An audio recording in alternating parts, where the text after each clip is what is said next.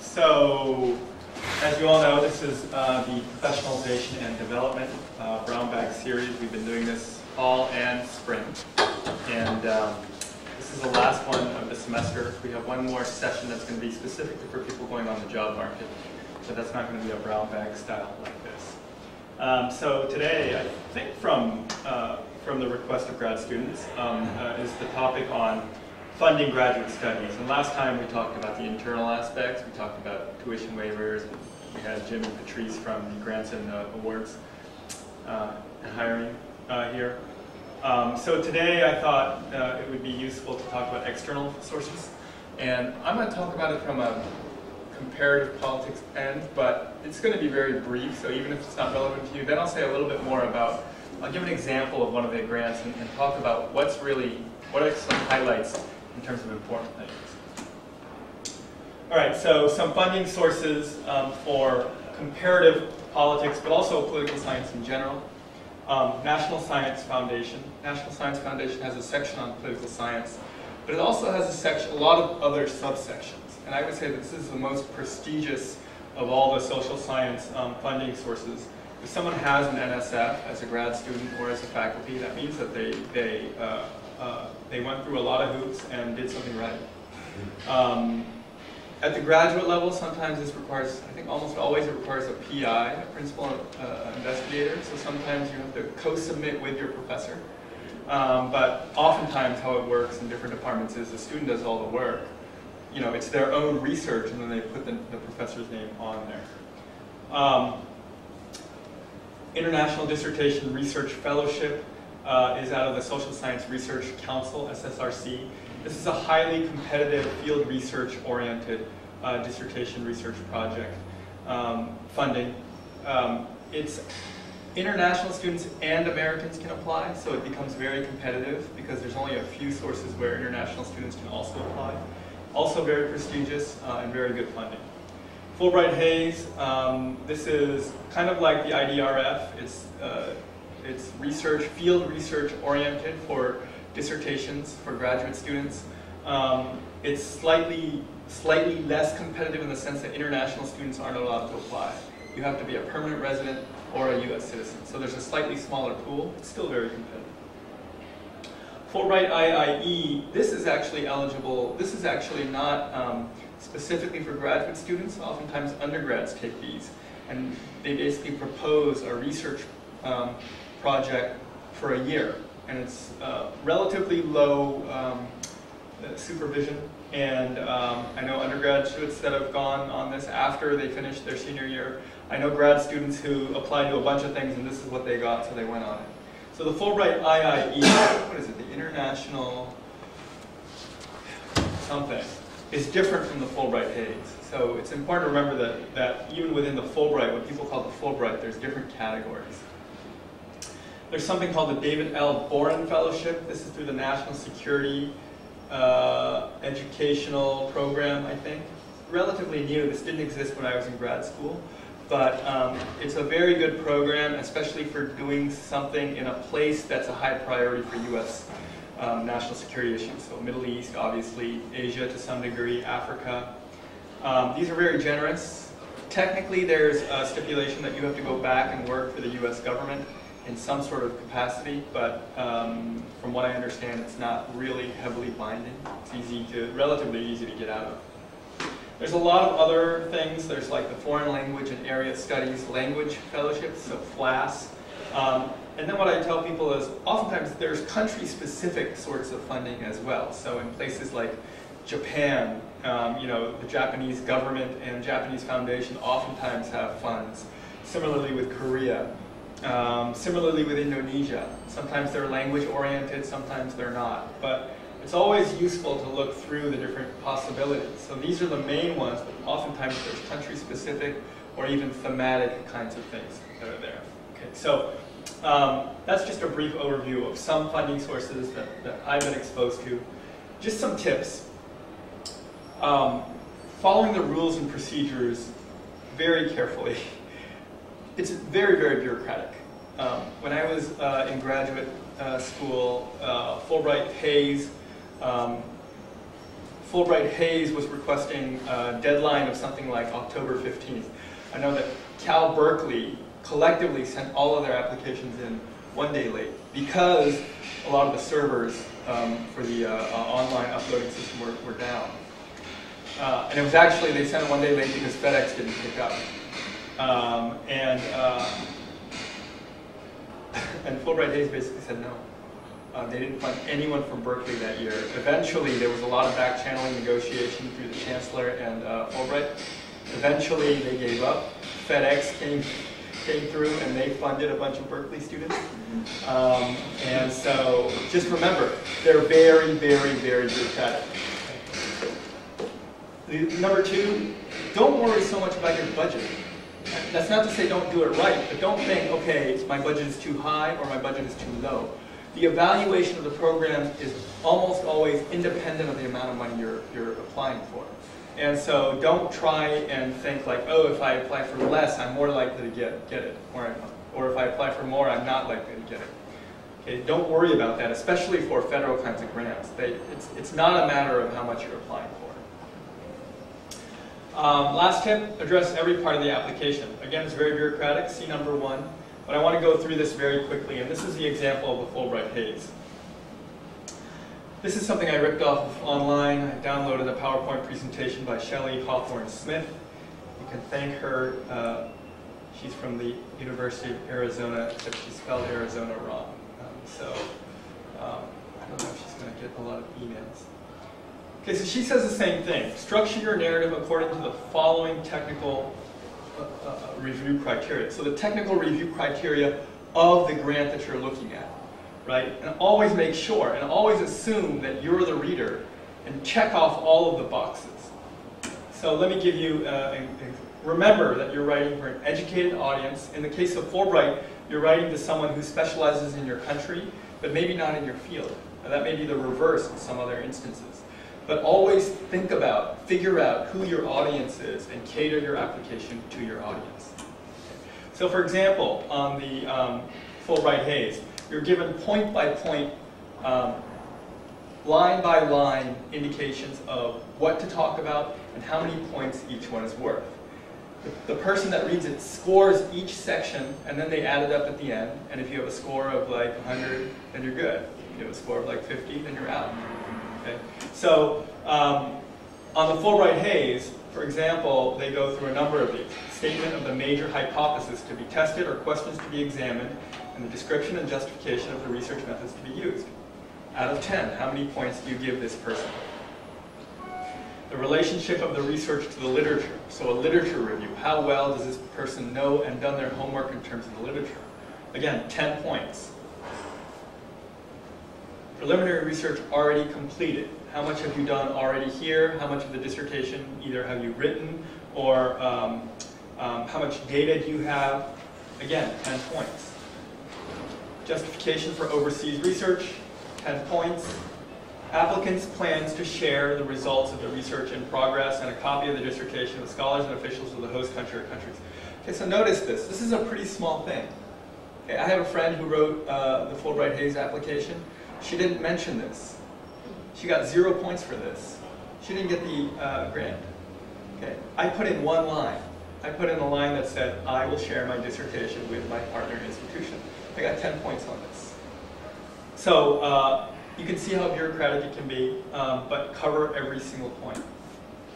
Other things that they look at. Guidance and supervision of your advisor, so making sure that your advisor is in the loop, that you're on the same page, that they can write your letters, all these kinds of things. And then, aside from the quality of the project itself, they also have a point scoring system for the quality of the applicant. So they look at, for example, your overall academic record, in the case of the Fulbright Hays, your proficiency in terms of languages, how much international experience you have, all these kinds of things actually play in. And so what they do, again, at the end of the day, is that they actually just go through and they score, they put in points, and then they total it up at the end. And one of the things you can do for the Fulbright Hays and for most other grants is you can request the review. So even if you even if you're rejected, you can get the reviewer's comments. You can look at what your scores were, why you received certain scores in some places rather than others. And that's actually really, really helpful. You can do that for the NSF too, I think.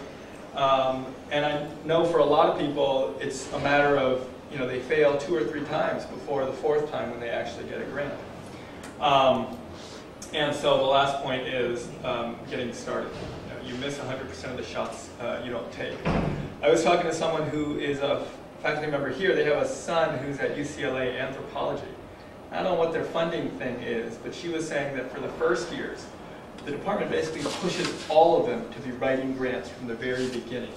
And it's not as if, I think they offer the funding to students, but they're also professionalizing them. And so, I was talking with Hoku yesterday, but really it's just a matter of whether you do it now or whether you do it later. Grant writing is now a fundamental part of academia. It's considered the 4th category of evaluation for tenure after research, teaching, and service. And so one way or another, it's a really, really important skill to learn and develop. So that's all I have. You want to just go ahead and then open it up for questions? Just have a broad discussion? Sure, that'd be great. Does that sound good? Yeah. No problem. First of all, thanks for inviting me. And I want to kind of pick up on where Hito's previous presentation left off, which is a kind of a more general sense of what it is to be really a seeker of external funding. Because the title of this brown bag is Finding External Funding, so obviously if you want to find external funding, you've got to look for it, right? And what does it mean to actually look for external funding? And I really want to be very, very basic, because I'm not assuming that each person in here has had experience. It can be very, very overwhelming. It's kind of daunting. Sometimes it's a little bit embarrassing because you don't know exactly whether faculty expect you to know all these things. So I really want to kind of start with a very basic way of talking about what it means to seek external funding and how you can become more proficient in doing that. And I'm only, Hito already pointed out the specific grants, which I think is great. What I would like to do is I would want to talk a little bit about how one possibly can get external funding as a research assistant and how that process could proceed. This is not the only way that it can proceed, but it's been a way that, to my knowledge, has been more successful than many other ways that you can think about. So how do I go about becoming a research assistant, and what should I look for? And then secondly, I want to talk very briefly about one particular kind of funding database that I think is very important, that really everybody should know about. And I realized that only very few graduate students actually know about it. So let's start with research assistant. As you know, there are these GA, TA, RA designations that sometimes they're used interchangeably, but they're not exactly the same. Obviously, graduate assistant, GA, refers to something very general. TA talks about teaching. In other words, you're an assistant of teaching, or you learn how to teach, you assist teaching, you teach your own class. And research assistant, RA, is really the third option that, as you know, you can get funded at this university being a research assistant. Now, what exactly does this mean? It means, if you want to choose that path, that you have to utilize some of your entrepreneurial skills. And what I mean by that, I don't just mean it in a neoliberal sense, although there's some to it. I really mean it in terms of a positive, constructive entrepreneurial sense. It means that you have to be proactive. So, what that means is, I think the first step is that you look at, or you familiarize yourself with, what are faculty actually researching in this department? What are their interests? And who are the people, that you are working with, faculty I mean, and what are they working with? So in other words, first you get a kind of a general sense of the department as a whole. What are people researching? And then you kind of focus in on, obviously, as the easiest first step, who are the faculty that I'm working with, or that I want to work with, or that have interests that really correspond to my interests. And then get into more depth research in terms of figuring out, looking at what have they published, what are their interests, what are they doing currently, and therefore you already have in the back of your mind a general sense of what these people are doing. Then the next step would be for you, and this is the entrepreneurial proactive step that I'm talking about. Let's see if we'll- I thought it started at 12:30. No. That's okay. As the next concrete step then for you would be to actually approach that faculty, or faculties, several faculty members, and don't be shy, and say, you know, I looked, you know, things up, you may have taken a class with that person, and I realized that you're working on this, and this kind of corresponds to some interests that I have. Would you be interested if I were to go and do some basic research, access some basic databases, and see what's out there in terms of grants? Because grant opportunities, as you know, constantly come up. It's a kind of a revolving door. As a matter of fact, there are databases that are being updated on a daily basis. So the proposal that you make to that faculty member is, do I have your permission? Just in general terms, it doesn't, you know, it doesn't lock you into anything, to just go out there and see what types of grants might be, you know, available that you might be interested in. And if the faculty person says yes, what you then do is you do the legwork. You then go to databases. Either you're working with some of the grant opportunities that Hito was just talking about, and I'm sure Hoka will talk to you about. But I think it's a very good first step. What you want to do is you want to access, you know, a good database. There are two that I highly recommend that you can go online to. The first one is, probably everybody knows, www.grants.gov, which is more of a national database that gives you, I can write it down here.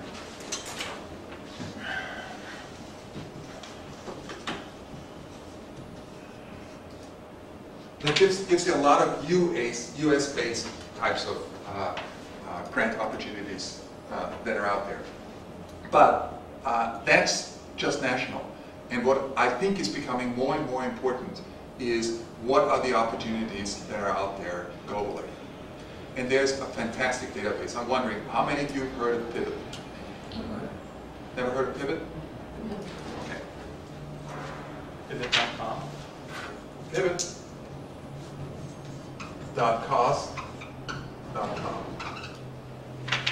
Finally, UH Manoa, in his infinite wisdom, is subscribing to it, which is about 5 years behind the curve, I'd say, 4 or 5 years.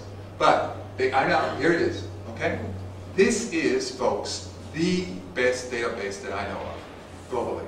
It is updated daily. You can put in what you're interested in. They send you automatically reminders or tips. There's an incredible search function that you find in, that you can type stuff in. I can get into more details. It tells you when the deadline is. It tells you what the grant is all about. It tells you whether the grant is, what are the eligibility criteria, all that kind of stuff that Hito was talking about. Most of those have that. And you can see this goes on, pages, pages, pages. You can refine, you can really zone in on things. And as I said, this is a database that's updated on a daily basis. So here is a really good chance for you, and this is specifically not just for faculty. This is specifically, if you go to the homepage, this is for graduate students as well. Okay? So what you then can do is, either you find your own grant that you can apply for and try to get money for, or you get a grant that the faculty member that you spoke to might be interested in, and then obviously you can come to an agreement. I'll help you, with the application process. I do a lot of the legwork, and if we're successful, either you're going to be written into the grant as a research assistant, or there's an understanding that some of the funding will be used to set you up either through the department or through the college as a research assistant. So that's, I think, one very good way of getting into the RA thing. Don't just passively wait for postings. There are postings, and obviously you should keep your eyes open in terms of research assistantships that become available. But be really proactive. Create your own job. It's really possible to do that. I think there's a very, very good way, as I laid out just now, to do that. And then finally, and this is the final point, I'm happy to talk about, Bill, a little bit more if there are concrete questions. But finally, there is money at the university for research assistantships that don't exist.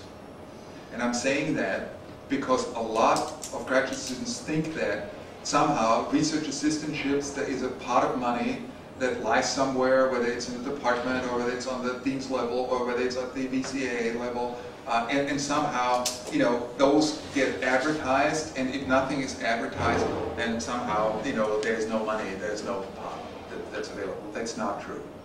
So there are negotiations, for example, that the dean is open to, at times even the chair, that might result into in the creation of an RA-ship.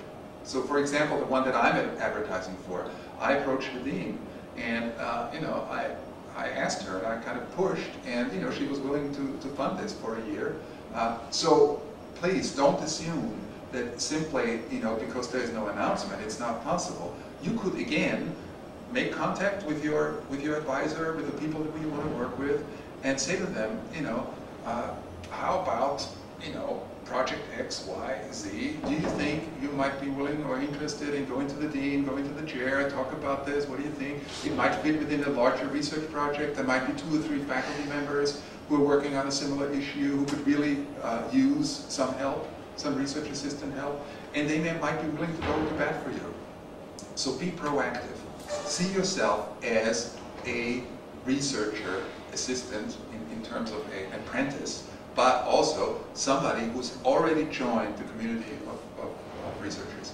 You are not just a teacher, you're not just a student, you're not just a teacher in training, you're not just a student, but you're also a researcher in training. And that means that you actually are proactive. I'm just wondering, does it matter what level the professor's at, whether it's one of the junior faculty in general, my answer is no, it doesn't really matter because there are many grants out there that are expressly for early career researchers. There are some for mid. Is important. There's no question, because track record is a huge part of most grants that are competitive grants. But there, as I said, there are some grants that are really nicely endowed types of grants where senior faculty can't even apply because they are specifically for early career research. I remember he got, I guess, I don't know, several grants, or he got a large grant? Who? Jungmin. Oh, Or Jungmin. yeah. I think he probably went through Korea Foundation. Yeah, he got a couple different things. One that he got was because his graduate student, again, brought it to his attention and wrote the entire thing. He signed off on it, wrote the budget, put it all together, and then submitted it. But again, his graduate student, the person who got funded for that, that was his initiative. The other one that that was a partnership between Jungmin, Jim, and Patrice, looking at migration. That was a Ford, I think it was Ford, it was an NSF. Anyway, that one was, all 3 of them. And I think it was also partnering with the Global Studies or Global Research Center that Jim was already tied into for that one. So I know Kathy had a big one for Berkshire. Yeah. Yeah. that was the Rockefeller Foundation on globalization. on globalization. That was a 3-year postdoctoral Yeah. research grant. Are there any grad students that have done anything like that recently? I'm just curious, it'd be nice to Done. Are there any graduate students in our department who have done this recently? RAs? Or who've initiated? Yes. I think in your area, wasn't your kid one? How did that happen? Him becoming RA? No, he's on a different road. Oh, is it? He's in a different position. He's a graduate assistant, and that's separate. That's completely separate. the reason why I'm working with Ashley on my C grant is because she was like, I totally want to be a part of that, and you know, again, just like Montfort said, she did a ton of legwork, you know, like, and I think Tita was still like not even a year old yet, and so she would meet me at my house to do the work because I'm like, I can't come to a meeting, I got a baby, and so like, yeah. RAs also typically pay on a higher scale, as you probably know. Oh, yeah. It's not that, you know, it's not that much, but still, you know, it's several thousand dollars more. Aviation is level 3. Right, That's 14,000 Right. a year. Yeah. yeah. The one I'm advertising for is like 20. I know. So, Yeah. And that's better than a lectureship, right? Yes. Just for credit. Anything, selling cans is better. Well, just in terms of understanding sort of the bureaucracy of all this stuff, one would assume that if you have a GTA, a teaching assistantship, then you wouldn't be going after a Right. research assistantship. Unless you feel at this point in your career that it is better to become a research assistant and you just give up UTA. Obviously you can't give it up in the middle, right? But you wait until it ends, and then you plan for a transition that would get you from a TAs to an RA-ship. Any idea how that might affect future hiring? Which is better, RA or teaching? I think Hiring at what level? In the department or No, do for you mean? university. I think the best is if you have both. Right. But it sure doesn't hurt to have a research assistantship, especially when you're writing, you know, I don't know if you've already mentioned this, but like having a research assistantship positions you well to get another research assistantship, right? Because it's like you now have a section in your, on your CV related to research experience, right? And you can now document, say, I now can do these kinds of things. And so when people are looking to hire, you know, those are things. Also, when you're going for dissertation fellowships, you know, and you have to explain your methodology, you can say, I've already done this work as an assistant. I'm now trained and ready to go to do this, to execute this myself, right? So it really helps. I think the point would be that, you know, if you had to choose only one, then it's kind of a tough choice. But, you know, doing 2 years of teaching or 2 years of research or 1 year of each, I would say 1 year of each. In other words, teaching, I think there's marginal returns on teaching, right? You do 1 year, that's great. You do 2 years, that's good. You do 5 years, you know, I mean, some people have to do that, but it's not as if that's going to look better than 4 years or Right. 3 years. So it's kind of getting the experience as a teacher and then really looking at the research that's sort of you're looking at research that's associated with your dissertation, that is your dissertation? Ideally, yes. Is your Yes. dissertation? Ideally, yes, but sometimes you at least are looking for an overlap.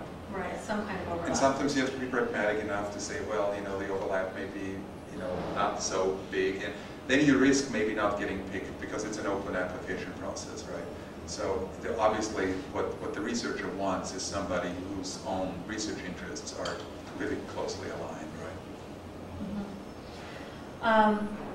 Again, with Ashley, the work that she's doing for me is now a chapter of her dissertation. Right. I mean, you can see that that's an obvious, such a good match. Yeah, and you know, and I also, you know, and so when we've applied, my research team has applied for other kinds of things, and you know, in crafting the methods section, I've been trying to think about like who are the graduate students that we have, who are we bringing in, who could we potentially hire, you know, like where's the pool of applicants. So I mean, that's always, you know, in my mind when thinking about getting external funding. But the other side too is that, and this was something that I've talked to Ashley about numerous times, is that there is a pragmatic side of this. Like, y'all need to, like, what paths are going to get you to completing your dissertation most efficiently and effectively, right? I think you have to have teaching experience in order when you go on the job market. I mean, that's just what the market requires. But like, if it's, for me, if you already have teaching experience, then, you know, I would totally go to the research, because again, that's going to potentially get you closer to the end goal, which is a dissertation, than necessarily teaching. That's just my like. Can I just make one footnote to one thing that he just said before when he was talking about, the importance of grants and grant writing in terms of evaluation, but also in terms of acquiring skills. From everything that I read, whether you go and look at the Chronicle of Higher Education, whether you go and look at national trends, state trends, it's pointing in one direction only. Grant writing is becoming more and more important. Our dean, for example, is right now working on a scheme where assistant professors will have to apply for one grant, at least one grant, as they come up for tenure. And I think that even though teaching and publications are still in a way high up there, I think that grants and grant writing and grant success is increasingly going to join that level. So I think for you, going forward in terms of getting your jobs, getting out there, I think any graduate student today who is not developing at least some basic grant writing skills is really shortchanging themselves. I think it's not a good idea because you're going to have to do it, and if you already have skills and you've already done something like that, it's really going to be a very positive thing for you. Can I ask one last question? Yeah, and that may be a good transition to what I was going to talk about. Well, I mean, because we wrote that OHA grant, Yes, right? exactly. And so that, I mean, and okay, I've done the OHA grant and I've done the Ford Fellowship, pre-doc fellowship, which is just me. When we do RAs, that's the kind of grants that you're talking about, are these like the nightmare that working with ORS and all that kind of stuff? In Kuwali now? Absolutely. It is a pain in the ass. Okay, I'm just putting my head in the right framework That's exactly. for that. And they take some of your money. Pardon? And they take some of your money, the process. Some of the overhead, some of them. Some of them do, but again, that gets negotiated in the budget. I mean, all of those kinds of things are, You usually put that into the budget It's already page, incorporated into the that there is budget. a certain overhead that has to go into it, and you just put it on the budget page. Do you need to do that for your individual application as well as a RA? Well, see, that was the question. There's some, like when you apply for a Ford pre-doc or even a postdoc, you don't. It's a It's just fellowship. you. They give you a Okay. fellowship, but Okay. it's not a research. Versus a grant, which does have overhead and have return funds and all those kinds of things. Like if so on the C grant, I have the things that count, that require overhead, that require return funds and benefits and stuff, are personnel, primarily personnel. Can you say what C funds are? I'm sorry. C grant, Oh, C, okay. that's just, the C grant is like, we're a land grant and a C grant Oh, and yeah, a space okay. grant Oh, institution. okay. So it's the C grant, SBA, organization on Okay. campus. C, I'm like, what's that? Yeah, no, sorry. I know, I'm always like, so that one has, personnel is is the biggest one for return. So for every person that I hire, and whatever those categories are, have a benefits, a fringe percentage that has to go to fringe. That's incorporated into the total budget. I think, then there's a couple of other categories that also require, Consumables, travel, all those kinds of things. All I don't know those if they're on there or on yours, but usually they are on most. yeah, mine was a lot of travel. I mean, well, I didn't apply for Equipment, travel. special equipment. That's the budget you lay out in your application. Right, all applications come with a budget sheet, They right? come with a budget sheet. Yes.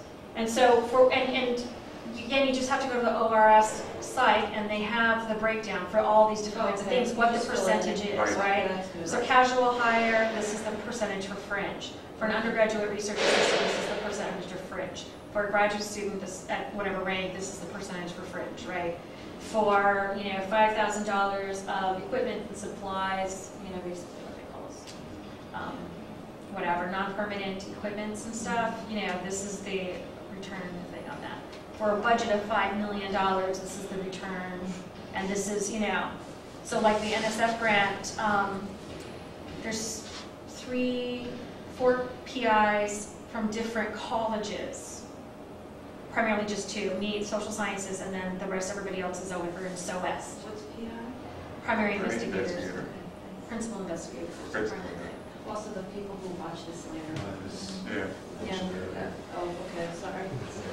Because you have the primary investigator, the principal investigator, and then you can have co-PIs, which are just other sort of, there's the main person who will coordinate everything, and then you have the other researchers who are also principal investigators for different components of the research. And then you can have another category called senior personnel, which are sort of people that you like, who will be consulting. And sometimes senior personnel can get funding, support, sometimes they can't. Depends again on the grant and what their requirements are. So if you guys were to go and do, be entrepreneurial, like Margaret was saying, and go after one of these, then your professor would be the PI, and then you would be a research assistant, and you may need, and sort of figuring out what that hierarchy. You can either be written into the grant if the grant allows for that, and sometimes it's an advantage for the professor to write you into the grant because your research interests totally reflect what's going on in the grant, so they would write you into it. Sometimes it's not so clear, then they would just put down a budget item for a research assistant, which they then would be able to hire through a competitive process. Does the university allow you to write specific individuals in that? Yep, it depends on the grant Depends on the grant. and what their eligibility Well, I criteria meant is. the one you were saying, if there's a whole money that you're getting from the dean, like you're doing. That's a outside of the different story. Okay. If you get the dean to fund something that you or a group of faculty are working on, and they say, the dean says, I give you, one RA for a year, Okay. then Yeah. basically Yeah. that's, and the dean that very often determines, or wants to look at the PD is, it means position description. They're looking at the description in terms of requirements, and they check it off, and then you can go and you can hire. And you would hire, is that an example of a competitive hire? Yeah, I mean, sometimes It's an application process. if you have to, it's open. But if you are the one, right, who is approaching that faculty and you're driving that, then there's, I mean, obviously there has to be a process, an open process, but it's very likely that you're going to end up on top, right? I mean, because you've done the work. Just a Sea quick, Grant does not, by the way, when they have their the traineeship position, it's, that's not an open, we don't hire, we identify the person who wants to be in that position and we hire them. So it's a cherry picked thing for Sea Grant. They're written into it. just a quick point of information is, does Pivot have both those kinds of Yes. grants? Pivot has an enormous variety of So things. stuff you can apply as an individual and stuff Yes. you would need to. And I would, Like, yeah. yeah, I mean, it even has looked at this, it even has visiting faculty, visiting, I mean, everything, it's on there. It depends on what you're looking for. I really recommend going over to Hamilton and just sitting down make an appointment. They're really nice librarians over there. Make an appointment for an hour or two, and the person's going to sit down with you and is going to go through some of the search criteria, whether you want to do keywords, you want to do subject search, whatever it is. It's really very, very intuitive. It's easy to use, and it's absolutely, in my experience, the most comprehensive database today. Absolutely bar none. It's really got it all. It's quite impressive. Yeah. The faculty know about that? I don't No, know. I didn't know about it until just now. I didn't know about it. So can you elaborate on the service that the Hamilton offers? Yeah. The libraries? What they offer is you can either stop by or call them, and you can always make individual appointments with librarians. You say you're a graduate student here, and you're interested in learning one of their tools. It has to relate to something that they actually subscribe to. So for example, for Pivot, they're subscribing to that service. It's not free, but they bought it, so obviously they can train you on it. But you have to call them, you have to go stop by and make an appointment, and they'll sit down with you. I don't know exactly what the time slots are, but last time I checked, I think they have 1 hour, 2 hour time slots, something like that. So they could then, if you have a specific Yes. research Yes, criteria, they can Yes. suggest Yes. the best ways. exactly. And that's how you become an expert, by doing it, by sitting down first with somebody, and then you go and you hunt down whatever it is that you want. This is the easiest thing to use, and you don't have to worry about all the other databases anymore, because this is the queen. Yeah, That's absolutely. fantastic. Yeah. Thank you. Did you have? Yeah. Okay. We got a Prezi. Sure.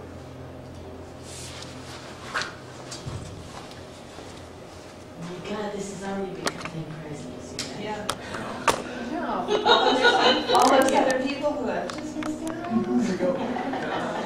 I thought it'd be a full room. Yeah, me too. I really did try. I just apologize. I thought I started it. I had it on my calendar as well. I know some people are teaching, some people are just doing other stuff now. Yeah, but no one usually has a good time. Right. You know, I'm usually working, so oh. I just use my hours. It's actually a password. Oh yeah, it's the untitled one right now. I'm like about 4 or 5, but I just Yeah, me too. try them all, see what hits.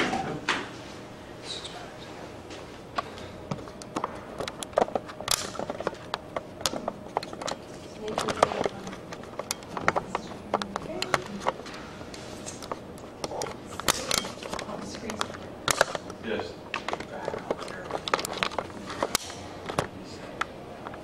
I don't think it's mentioned already. So, so let's get you some money. You have a cool idea, you're identified a funding source, you've read the RFP. RFP means request for proposal. And now it's time to write the proposal.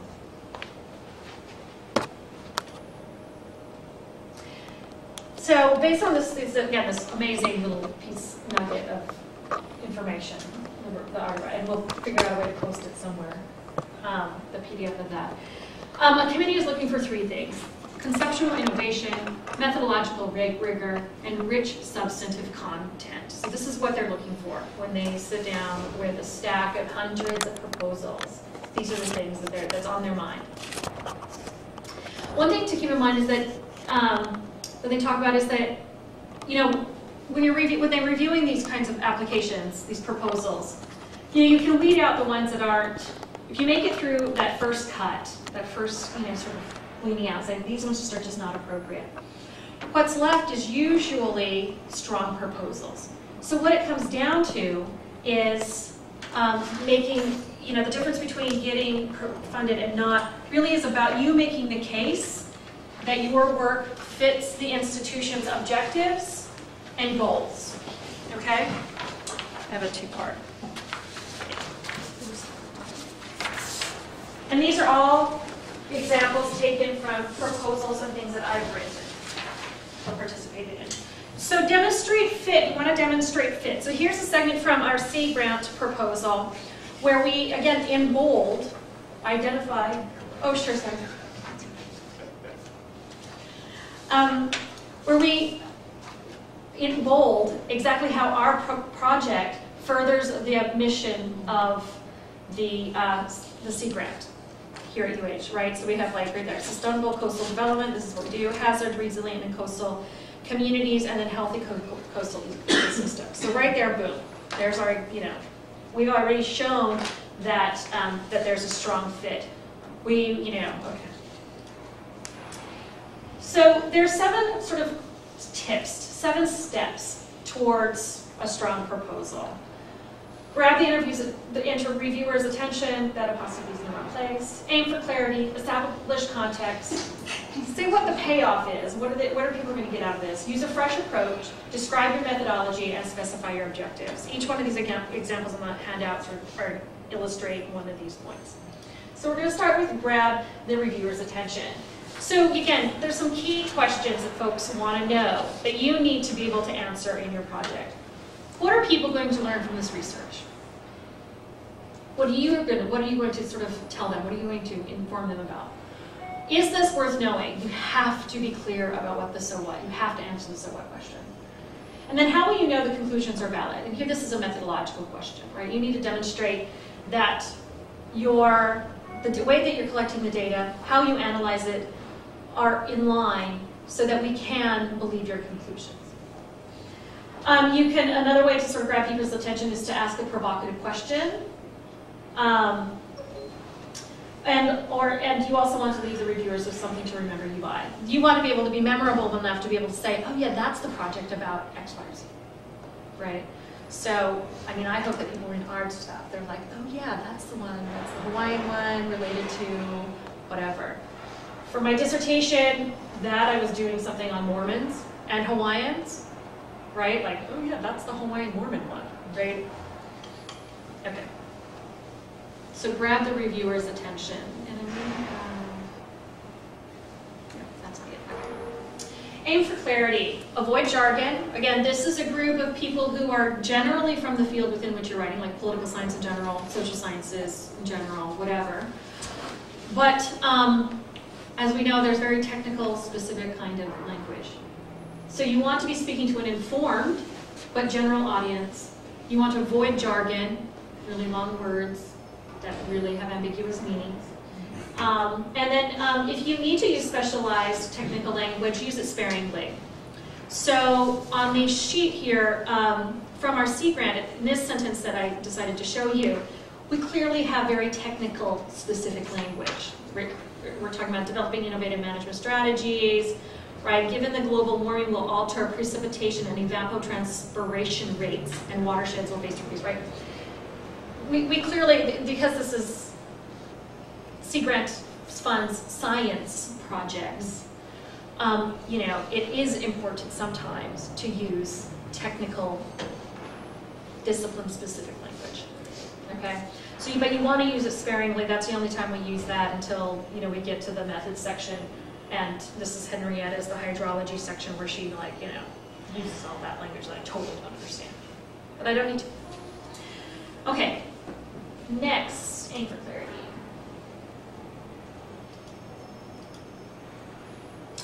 You want to establish context.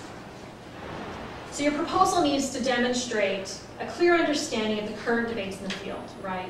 So you need to make sure that that your bibliography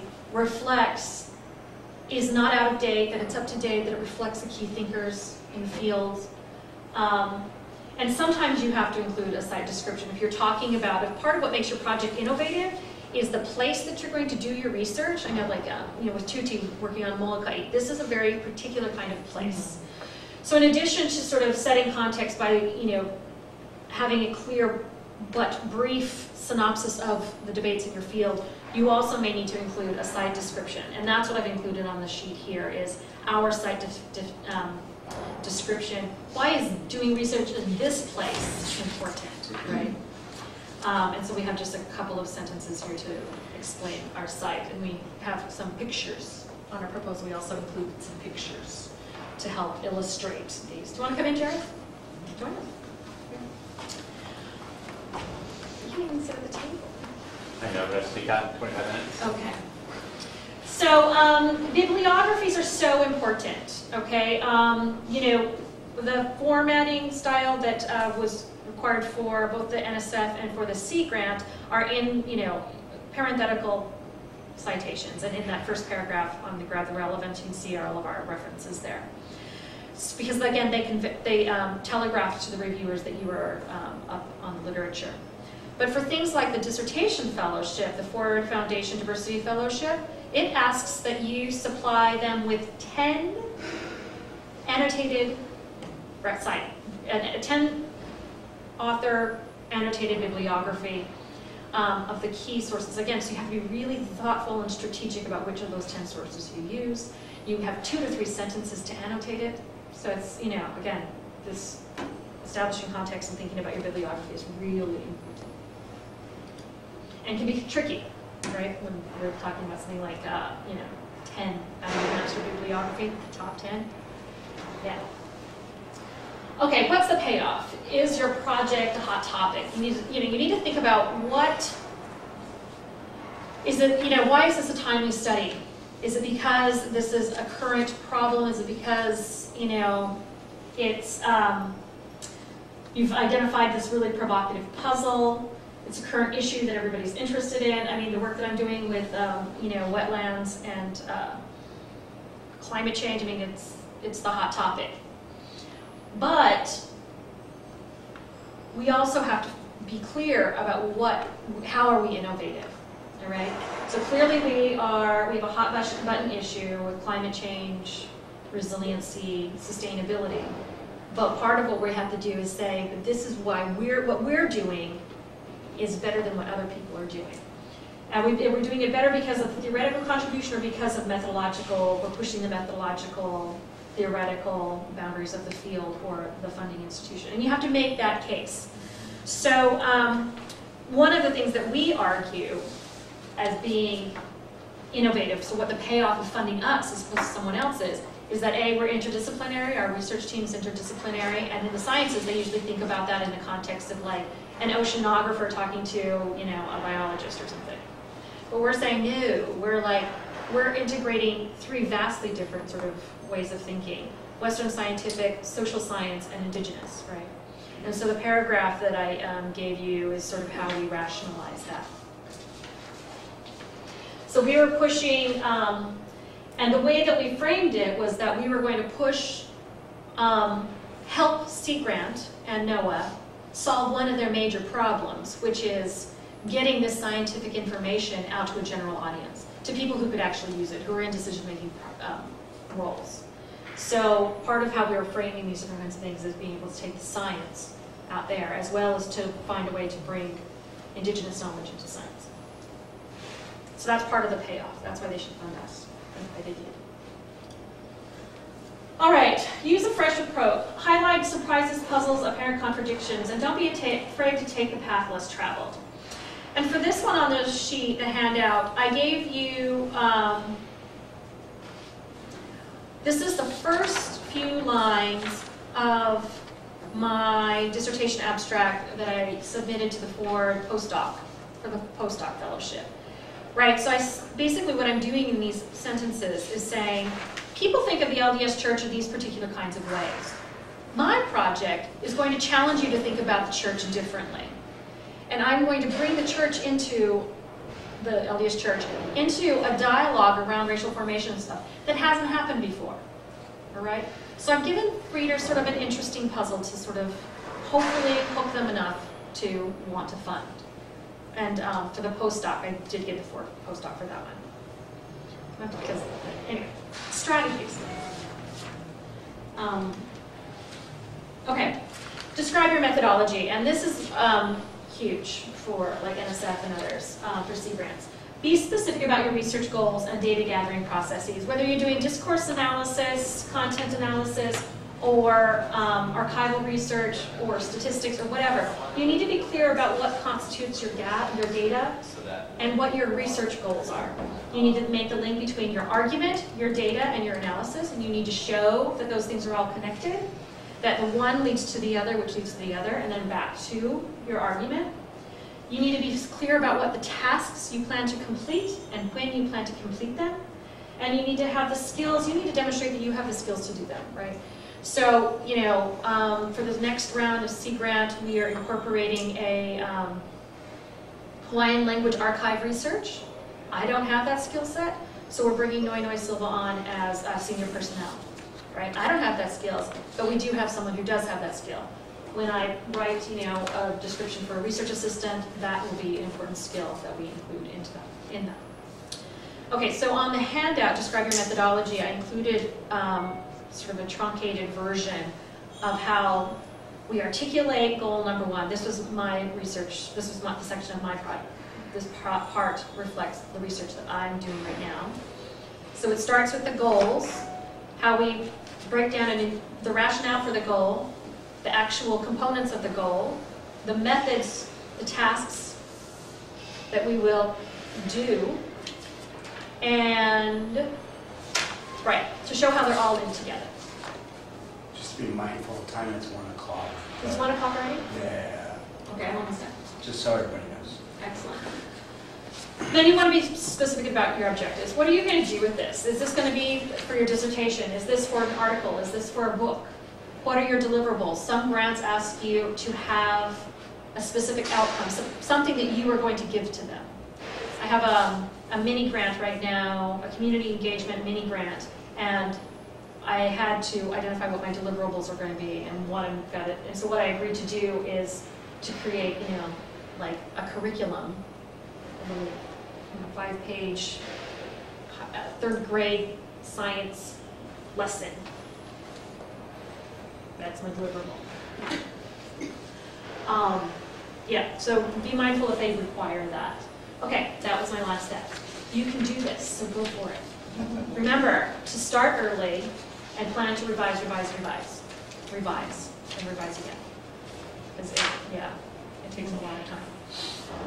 On the handout, I have the examples of what our primary objectives, sort of what we're going to get out of it, thing on that. All right, that's it. So, you mentioned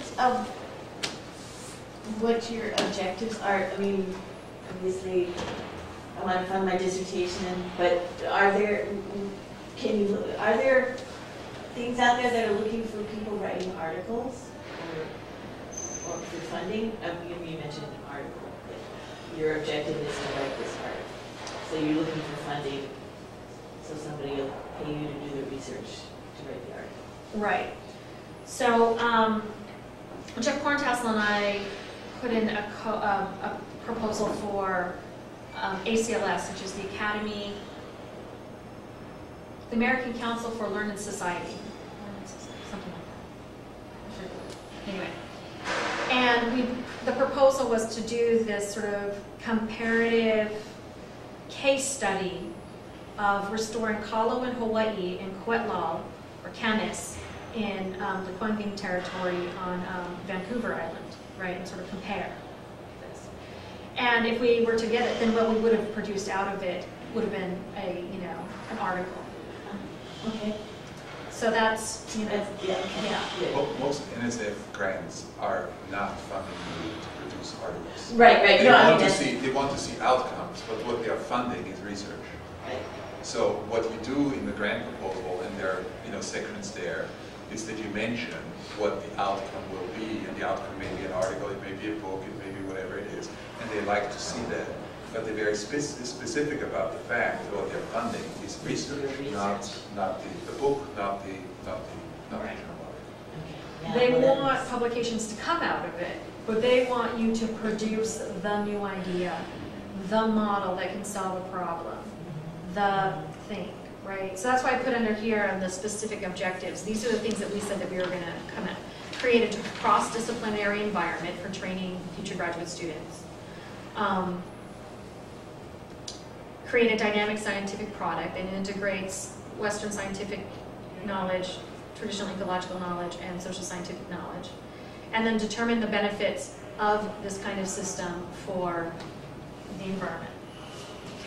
Again, that was like one paragraph for each one of those different points I just put the on there. We also have to, because it's a Sea Grant, they require you to do outreach and education. So we also have an outreach and education plan. That was about training your graduate students as well as providing information to the larger community. NSF grant that we are under review for right now also had an education and outreach component. Could you send me the link to the Prezi and then this handout, and then could you send me the PowerPoint, and I took okay notes. And I'll send it out to you guys. Is that all right? Sure. That was so useful. Thank you very, very much. Yeah, thank you. That was great. Yeah. Thanks for coming. One of the best this year. I can also send you the link to the, I can also send you the PDF of the writing, Yep. That'd be great. whatever. Thank you. Thanks.